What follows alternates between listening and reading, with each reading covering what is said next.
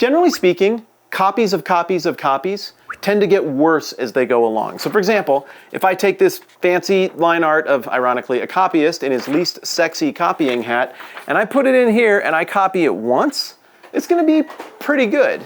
But if I take that copy and copy it and so on and so forth, it's going to get worse in a hurry.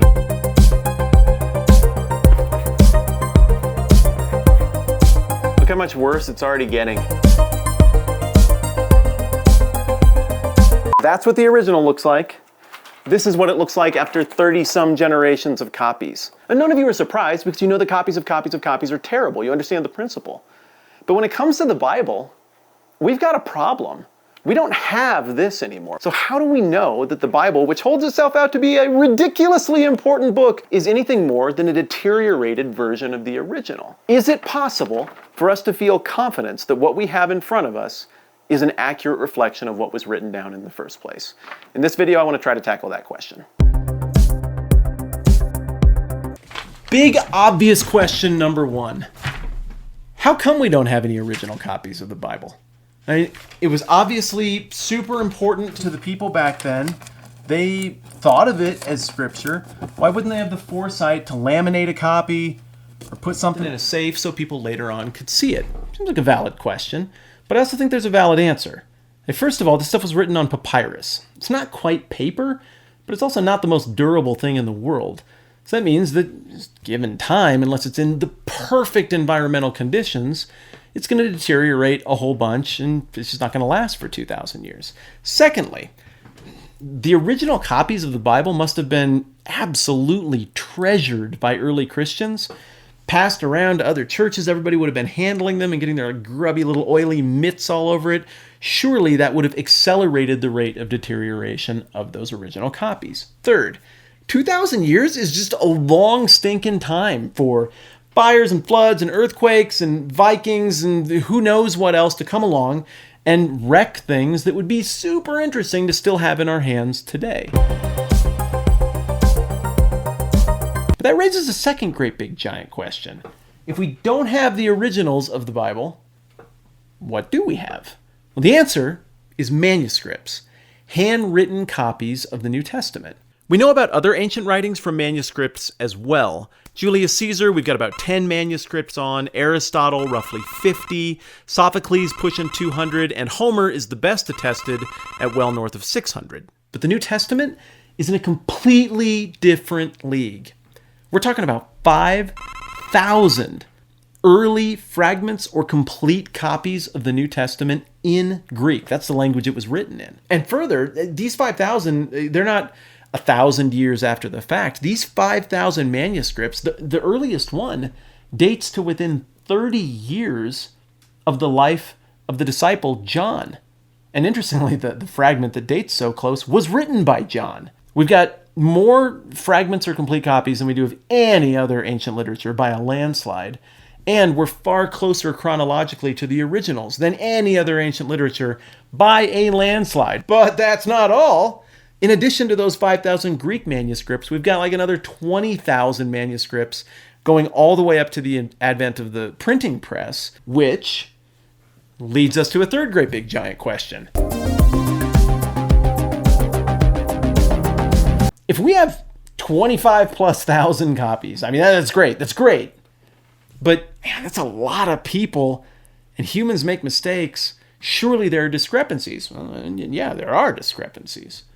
Well, then how do we know which ones are real and which ones we ought to ignore? Isn't it just a crapshoot at that point to try to figure out what the actual Bible is? And that right there is one of the questions I hear the most in pushing back on the reliability of the Bible. But I thought up a really fun little exercise for us to work on together that I think will illustrate an answer to that question. I made 50 copies of Stopping by Woods on a Snowy Evening. It's a poem by Robert Frost, and I gave it to 50 students here at church, and I just asked them to copy it as best as they could. These kids range from like age 5 all the way through high school. When it was all said and done, I collected 43 usable manuscripts of the poem. I came back to my desk, I broke it down, and what I found was there was a small minority of these that were complete and accurate. And then there were a few more that were complete but had errors. Then the vast majority were fragments from one part of the poem or another, some of which were accurate, most of which had a collection of errors. But there's more to this. I handed off all of these manuscripts to a doctor friend of mine here in town and asked her to go through them and use whatever reasoning skills she wanted to try to reconstruct, just from the manuscripts, what the original poem must have been. How sure are you that you were able to reestablish the actual poem? I'm pretty sure. You think you got it right? I think I got it at least 98%. Okay. Is my bet. Why are you so sure? Because I had a lot of things to work with. I think it was pretty easy to find the mistakes. So here's the verdict. Dr. Fallon's version is a perfect match with the version I gave the students. 100%. 100%. How did she do it? Well, you've already thought of how you would do it if you were in that spot, because you're smart.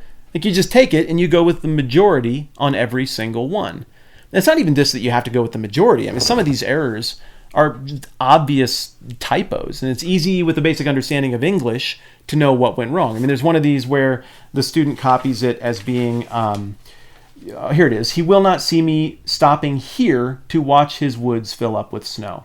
Here, they spelled it H-E-A-R. Well, if you know English, you know it sounds right. They just got their hears confused and they made a simple mistake. Then when you go and confirm it by comparing with all the others, you can just write that one off as an obvious goof up. But even so, it doesn't really change the meaning because the context defines the meaning. Common sense and a couple of hours is all it took to take kids' writings and come up with an accurate reflection of the original. Let's go back and think about the Bible again. We're talking about 25,000 plus manuscripts. And even if we write off all of the later manuscripts that were done in different languages, Latin, whatever, and just talk about the Greek manuscripts, you're still talking about 5,000. 43 versus 5,000. Kids doing this for fun who aren't really invested in it and only sort of care, versus scribes for whom this is the most important thing in all of their existence and their reason for living. How much more so can we be even more certain that when we compare all of these biblical manuscripts, we can come away with an accurate reflection of what the original must have been? Did you feel like this was pretty much common sense? Yes, I think it was pretty common sense. And the product of that common sense is this document right here. This is the Greek New Testament, and it's a majority manuscript. This is not copied from some long-lost secret original that we found in a secret tomb hidden somewhere that only I could know about, and now I'm going to tell you in a super awesome study. No. This is the product of thousands of people's work over a couple of thousands of years on thousands of pages, studied by thousands of scholars to come to a place where we could add it all up and say, that right there, that's the New Testament in Greek.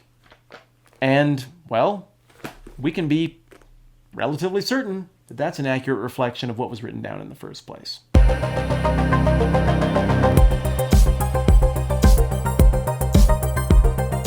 This is science. This is evidence-based. And I know some of you are just doing a horrifying spit take and you're already on your way to the comment section, but hear me out here. We have a large enough sample size of data to be able to go through it and say with certainty, this is what the data points to. You don't have to believe it. You don't have to think anything that's in here. You don't have to think there's a God or that you need to believe in Jesus. It's a separate conversation, and we can agree to disagree on whatever conclusions you might come to. But this is a reliable expression of what was written down in the first place. All right, that's plenty for now. I'm Matt. This is the 10-Minute Bible Hour. We'll see you soon.